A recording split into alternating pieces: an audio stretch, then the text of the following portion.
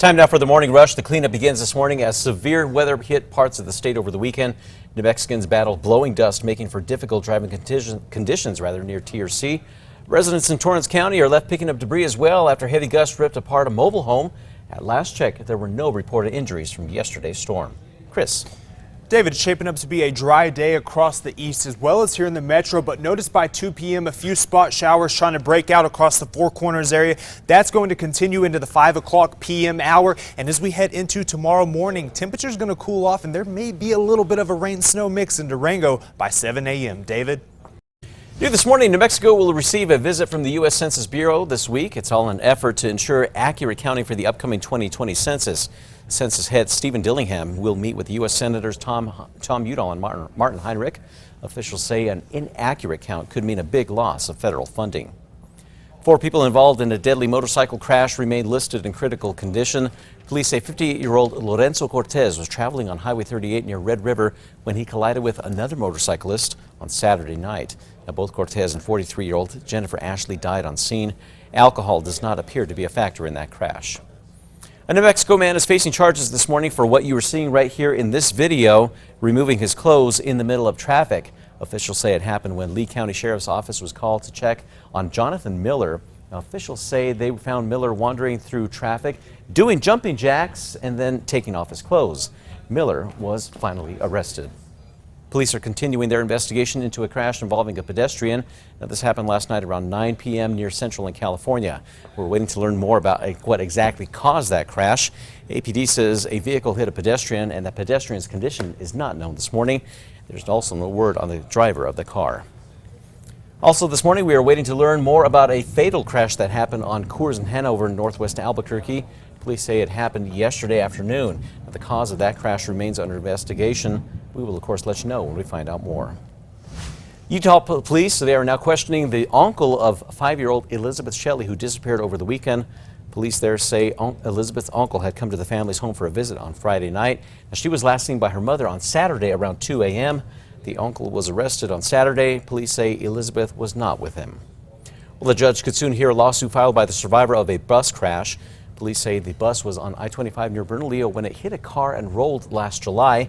The New Mexican reports that Ramon Grajeda Beltran filed a suit claiming negligence on the part of the bus driver and a lack of seatbelts, which he says contributed to his wife's death.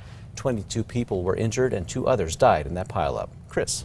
David, let's take a look at that Metro Threat Index. It's going to be low today at a 2, and that's going to be because of the elevated winds we're going to see this afternoon. Right now, those winds are calm, but a Pacific cold front's going to move in, and those winds are going to increase between 15 to 25 miles per hour, with some gusts exceeding 30 miles per hour this afternoon. David? Looking ahead for you, the Farmington City Attorney could soon decide whether or not to ban the sale of mini liquor bottles. The Daily Times reports that the city's mayor wants them banned as a way to reduce littering. Now, this comes as a few months ago a man showed up to a city council meeting with a bag full of mini empty bottles he says he picked up around an elementary school. New this morning, Bernalillo County is moving forward with the first of its kind crisis triage center. The Journal reports that the facility will service those experiencing a mental health crisis. Officials say this facility marks a step towards eventually establishing a full-fledged crisis triage center. That center could open sometime this summer. Well, as you continue to enjoy your 3-day weekend, it is important to remember the real meaning of Memorial Day. It's honoring those who gave their lives for our freedom. The Arellano family lost their son Justin, a Navy corpsman, in September of last year. This Memorial Day, the family remembers their fallen hero and the countless others now at rest at the Santa Fe National Cemetery. Well, you might want to check your phone bill this morning. That's because the Journal is reporting that one-ring phone scams are back. The FCC says the scam works by having an unknown number call your phone, ring it once, all to get you to call them back. Now, if you do, you could be connected to a number outside the country, which could rack up some long-distance phone charges. Well, happening today, Governor Michelle Lujan Grisham and Albuquerque Mayor Tim Keller are going to be honoring fallen service members at a ceremony at the New Mexico Veterans Memorial. Now, meanwhile, in Rio Rancho, they're going to be holding their own ceremony at the Veterans Memorial Park there. For a full list of events and closures, you can head to alwayson.krqe.com. Well, the Albuquerque Isotopes, they are back on the mound looking for another win. The River Cats jumped out with a 3-0 lead in the top of the first for last night's game. They would hold on to that lead heading into the final. But Sacramento runs away with it with 16-8 final score. Topes are back in action this afternoon. First pitch is set for 1:35 p.m. Chris.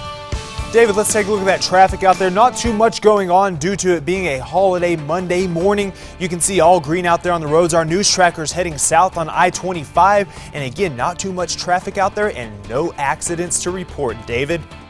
New at 6, getting to know someone may be easier than you thought. Just look at their wine preferences. It's all according to a new study out. Of the 2,000 people surveyed, white wine drinkers were more likely to identify as, quote, curious, sarcastic, and perfectionists. And red wine drinkers were also more likely to identify as, quote, adventurous, humble, and organized. All right, time now for those 5 facts. At number 5, why not get out for today for some baseball? Going to be a nice day out there. The Isotopes looking for a win today against Sacramento after suffering a really tough loss to those River Cats last night. Sacramento eventually runs away with that game at 16-8 final score. You can catch today's matchup starting at 1:35 p.m. At number 4, a dedicated New Mexico State police officer is in the fight of her life. Bobby Jean Terrazas is now fighting against after being recently diagnosed with stage 3 invasive ductal carcinoma. Now that's a vicious form of breast cancer. Bobby's family set up a GoFundMe page to help with medical expenses and bills. If you're interested in donating, we have a link at alwaysonkRQE.com. And at number 3, let's take a look at those tornadoes yesterday. You can see we had 6 reports in the southeast, and then we also had 5 reports up in the northeast in Union County near Clayton. At number 2, the cleanup begins this morning for people across New Mexico following yesterday's severe weather. Residents of Union County saying the spotter confirmed tornado that touched down left a mess in the area, including some hail covering parts of Clayton. Cars also line up along I-25 near Tier C. That's because of dust from hazardous driving conditions. Wind's also a problem in the metro. The sun clocking speeds of wind here at 60 miles an hour.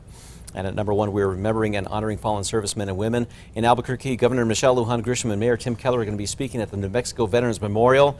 In Rio Rancho, they're going to be holding their own ceremony at the Veterans Memorial Park there.